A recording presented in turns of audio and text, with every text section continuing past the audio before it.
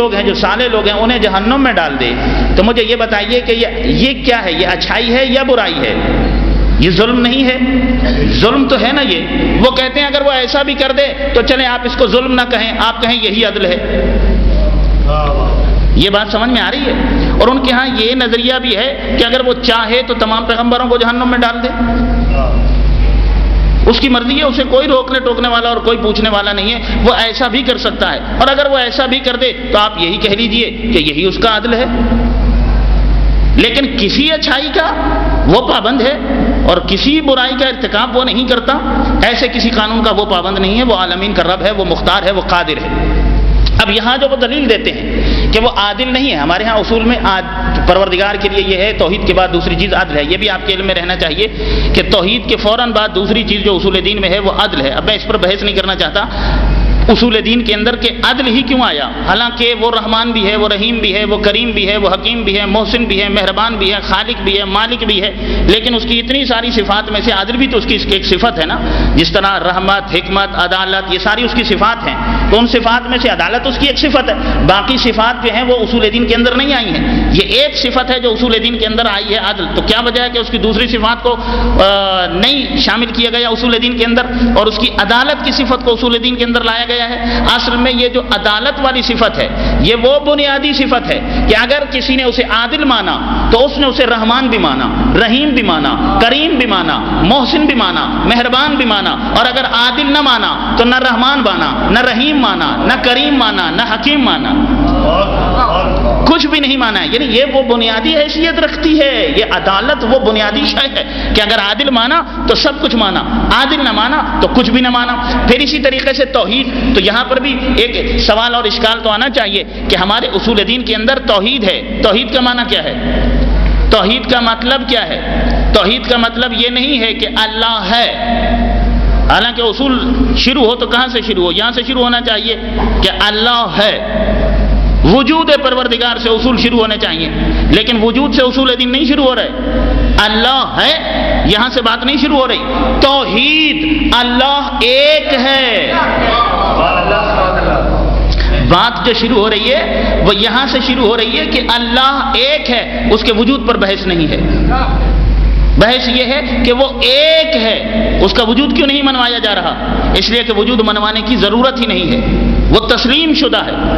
عالم میثاق میں ہر ایک کی روح عہد کر کے آئی ہے اور اسے پروردگار مان کے آئی ہے، اور ہر ایک کی فطرت میں معبود کا عقیدہ موجود ہے۔ قل هو اللہ احد، جب سورہ توحید آئی تو کہا قل هو اللہ احد، حبیب ان سے کہہ دے کہ وہ اللہ ایک ہے۔ یہ ہوا پہلے آیا ہے، قل هو اللہ، یہ ہوا شروع میں آنے کا کیا مطلب ہے؟ ہوا اس میں اشارہ ہے، ہوا کا معنی ہے وہ۔ جب میں آپ سے بات کروں اور میں آپ سے بات جس کے متعلق کر رہا ہوں اس کے لیے لفظ یہ استعمال کروں کہ وہ، تو اس کا مطلب ہے جس کے بارے میں کہہ رہا ہوں وہ پہلے سے آپ کے ذہن میں، آپ کے دل و دماغ میں موجود ہے، پہلے سے ہے، اسی لیے تو میں نے نام نہیں لیا اور میں نے تعارف نہیں کروایا، میں نے کہا وہ، قل هو اللہ، وہ حبیب ان سے کہہ دے کہ وہ اللہ ایک ہے۔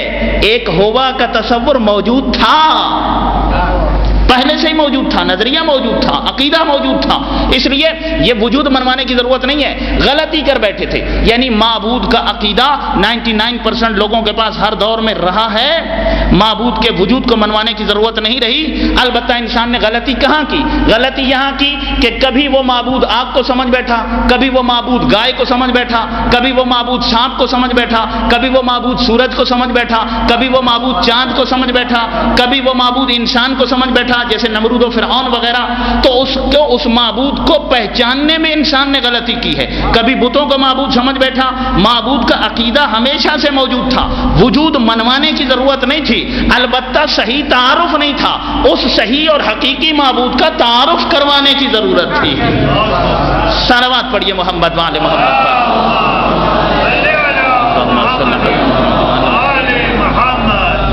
کہ تم جو یہ متعدد بتوں کو جھک رہے ہو تو وہ متعدد نہیں ہے، وہ تو عدد سے باہر ہے، وہ گنتی کے عدد میں آ ہی نہیں سکتا ہے، وہ ایک ہے۔ اور آپ دیکھیے کہ کس نے لفظ کیسے استعمال ہوئے، قل هو اللہ احد، تو یہاں یہ بھی ہو سکتا تھا، ایک عہد کا معنی کیا؟ ایک. ابھی بن سے کیا ہے کہ وہ اللہ ایک ہے، تو ایک ہی کہنے والا تھا. ایک کے لیے عربی میں دوسرا لفظ بھی ہے اور وہ ہے واحد، اور عام طور پر ایک کے لیے واحد کا لفظ ہی استعمال ہوتا ہی بلکہ واحد کا لفظ ہے. ایک کے لیے جو لفظ عربی میں استعمال ہوتا ہے وہ واحد کا لفظ استعمال ہوتا ہے، عہد کا لفظ نہیں استعمال ہوتا ہے. اگرچہ واحد اور عہد دونوں کا معنی ایک ہے، عہد کا معنی بھی ایک ہے اور واحد کا معنی بھی ایک ہے، لیکن جو لفظ استعمال ہوتا ہے وہ کیا ہے؟ وہ ہے واحد. لیکن اللہ نے یہاں پر یہ نہیں کہلوایا اپنے حبیب سے قل هو اللہ الواحد، حبیب ان سے کہہ کہ وہ اللہ ایک ہے. قل هو اللہ احد، حبیب ان سے کہہ کہ وہ اللہ ایک ہے، احد کے لفظ کے ساتھ ایک ہے. جب جناب امیر المومنین سے پوچھا گیا کہ مولا احد اور واحد میں کیا فرق ہے، سرکار امیر المومنین سے پوچھا کہ مولا واحد اور احد میں کیا فرق ہے، تو مولا فرماتے ہیں واحد وہ ایک ہوتا ہے جو گنتی میں شامل کیا جا سکتا ہے، احد وہ ہے جسے گنتی میں شامل نہیں کر سکتے ہیں، حساب میں نہیں لا سکتے ہیں.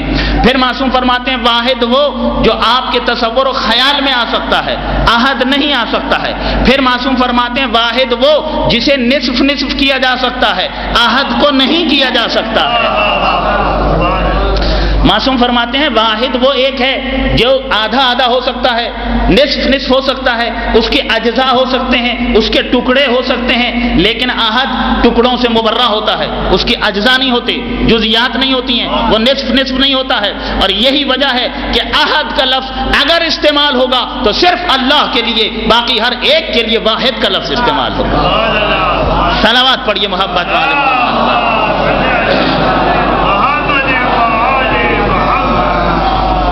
بنیادی عقیدہ اسلام کا توحید ہے، باقی یہ جو 4 اصول ہیں ان کی بازگشت توحید کی طرف ہے. عدل کے بعد جو